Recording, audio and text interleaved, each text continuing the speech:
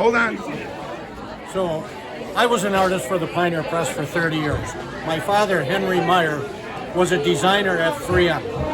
They got asked to design the helmet back in 1960. What So helmet? my father did the Minnesota Vikings horn. The original design did not have the halo. That was my dad. Then he designed the big fireball and all the time. The GTO Judge was my dad's design, and that was the first automobile they ever put any striping on. So it was really cool. So I grew up in his footsteps, being an artist and a designer, and father did all the 3M oil painting.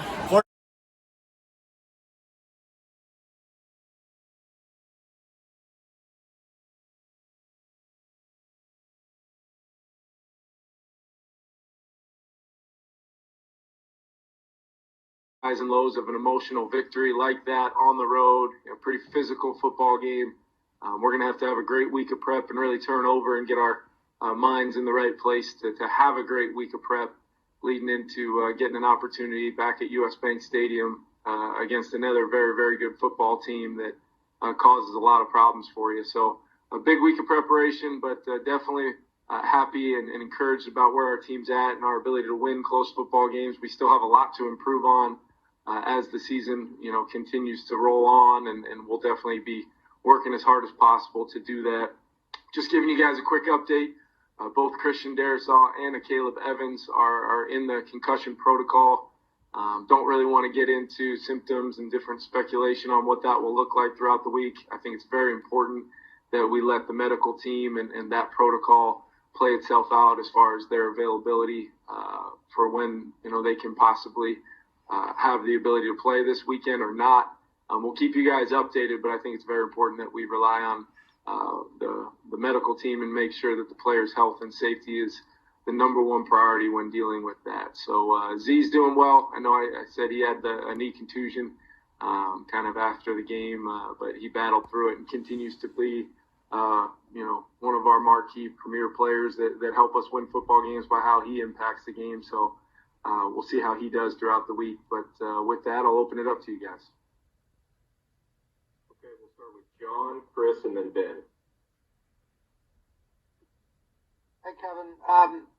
When you were introduced as coach way back in February, someone asked you how close you thought this team was talent-wise to really competing for maybe a Super Bowl, and you said, well, we've talked about that a lot, and I think we're not that far. Is this what you envision? Well, I don't know about, ultimately what I envisioned at the time before we had the opportunity to really get on the grass and really get to know these guys and really build what we've really tried to build on a minute-to-minute, hour-to-hour basis here in year one. But what I can tell you is I feel incredibly fortunate to have the roster we do of impactful players, tremendous leadership, guys that understand our standard and what we want our culture and our performance to be like each and every time we get to come together and work together, whether it's games, practices, you name it. And I think we're improving.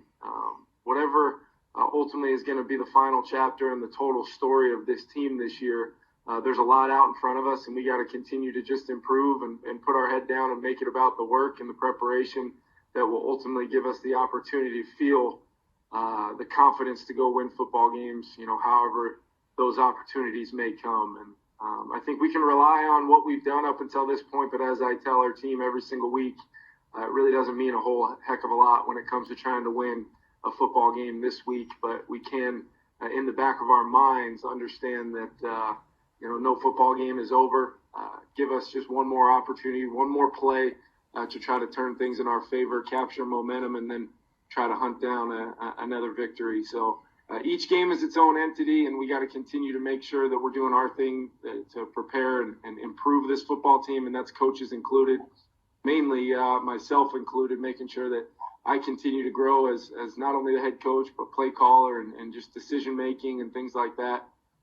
Hopefully our best football is out in front of us. Thanks. Yeah. Hey, Kevin. You guys apparently have tied an NFL record for consecutive one-score games, 1-7. I mean, you've touched upon it, but What is it about this team that makes them just so resilient and never says die, and took it to such a tremendous extreme? Obviously, yesterday, that attitude. Yeah, I think, Chris, you can look at, and I kind of referenced this post game, but just I think some of those games early on in the season, and as we've grown as a football team, where we have been able to get it done, either just a deficit in the fourth quarter, or maybe it is a 10-point deficit, relying on different phases of our football team and understanding how it all comes together in those critical moments to truly be a complementary football team. And I think no greater example than it wasn't going well yesterday at one point. We are trailing by 17.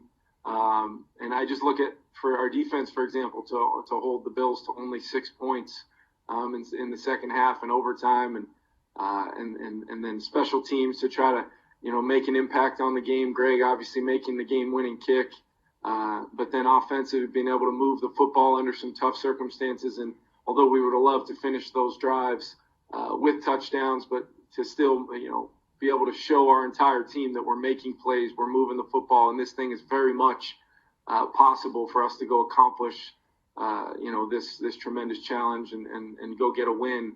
I think we play off of each other well, and I think our guys really respond to each other well, and I think it's a testament to kind of their experience in those situations this year, and also our ability to have our best playmakers and guys that we need to step up and be at their best when it's required. They're doing that. Kevin, kind of on the close game front, the NFL put out some stats yesterday about how the league is basically on a record-breaking pace in terms of number of one-score games, number of comebacks late in games. Do you have any theories as to why those things are becoming more prevalent, the comebacks and just the close games in general? Man, it's hard to say. I think, you just look at – I just know when we prepare for the opponents we're playing every week, you just feel like there's impactful players and really good coaching that challenges offenses and defensive schemes that you put on tape. And it's hard to say if that's directly an impact on why the games are so close. I just know the margin of error is so thin between good plays and catastrophically bad plays, to be honest with you, that can change the entire outcome of games. So when I look at it, I just see this game is about momentum. It's about being able to sustain a momentum of your own, but then also finding ways, any means necessary to try to, limit the momentum of the other side. And I think teams in this league are doing that game in and game out. And, it's hard. It's hard to just completely distance yourself from an opponent and be, have every play go your way for 4 quarters. It just seems, although that's what we strive for and try to have our own perfect level of execution, I think just the way the game is nowadays, it's hard to come by, and you just got to be ready for it to be close in the end. Next, we'll go with Dave, Joe, and then Mark. Kevin, you obviously knew what you had in Justin Jefferson when you got hired, but now that you've actually coached him in person, what are maybe the most interesting or impressive things you know about him now that maybe you didn't before? Oh, man, I think the coolest thing is just I've really watched him even in, now 9 games.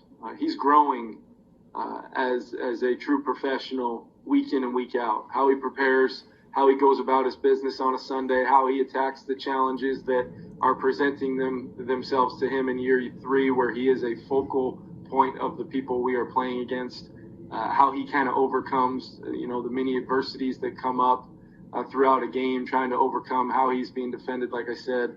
I just think the growth is there, his overall love of football. He's one of the ultimate competitors that I have been around, and that he truly believes that he's capable of greatness every time he goes on the field, and I happen to agree with him with that, and just trying to continue to give him the opportunities in our offensive system to flourish and allow him to be a real huge part of not only our offense, but why we're winning football games and why our team is so confident. Okay, my thing is stuck here. I can hear you, Joe. You can hear me? Okay. Yeah, and you look great today as well. Oh, Now now I you're on can mute, hear you. Joe. There we go. I got you. Joe, you're still muted.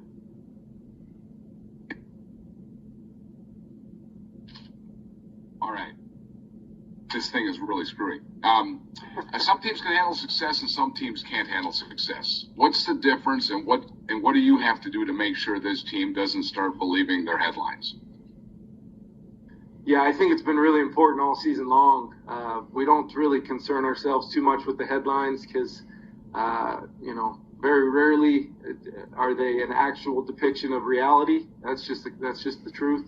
And I think it's important that our guys understand every single week in this league, the biggest challenge, I think, over the course of a 17-game season and then hopefully more football games on top of that is maintaining your process, staying true to how you go about your week as a professional, how you fit into an entire team setting,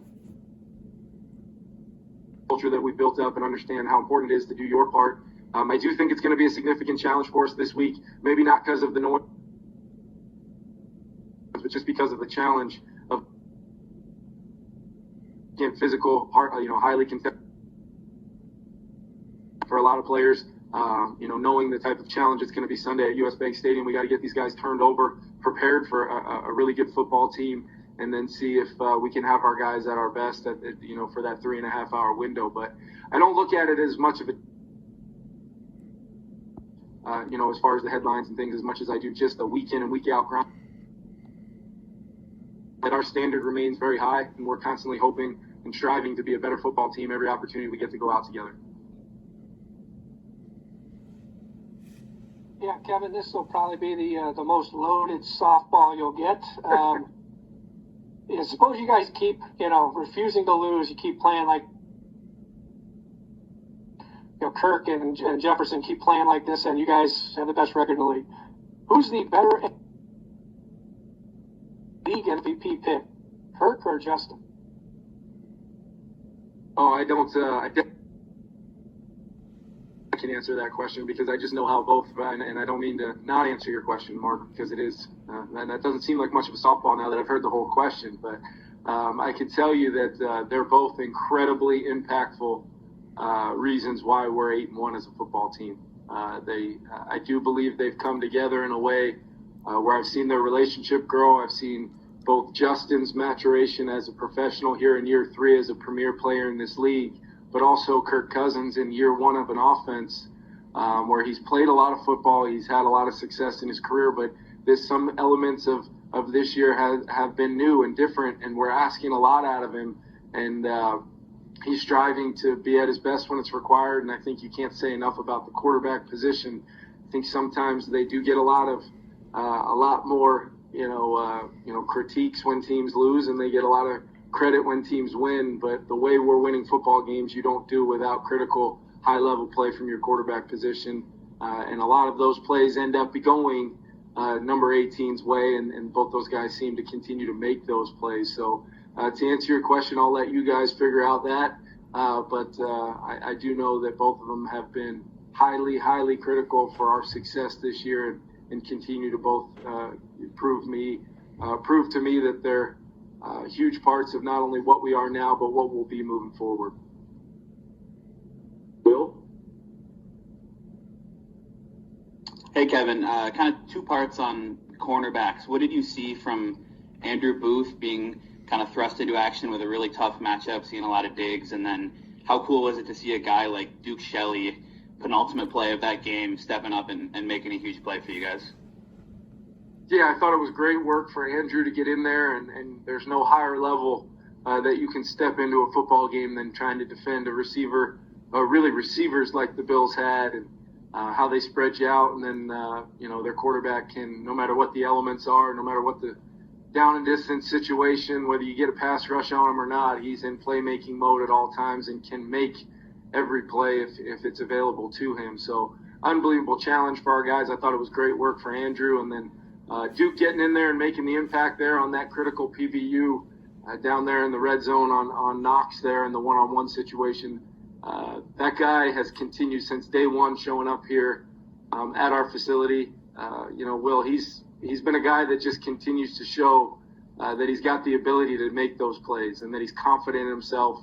He's very smart, instinctive, applies the experience that he's had at some other stops to playing a role in our defense. And I think we'll be able to find some spots for both him and Andrew to continue to, get some playing time and get in there and help us. By any means necessary to win games truly means by any means necessary. And I want to make sure we talk about Blake Brendel as well.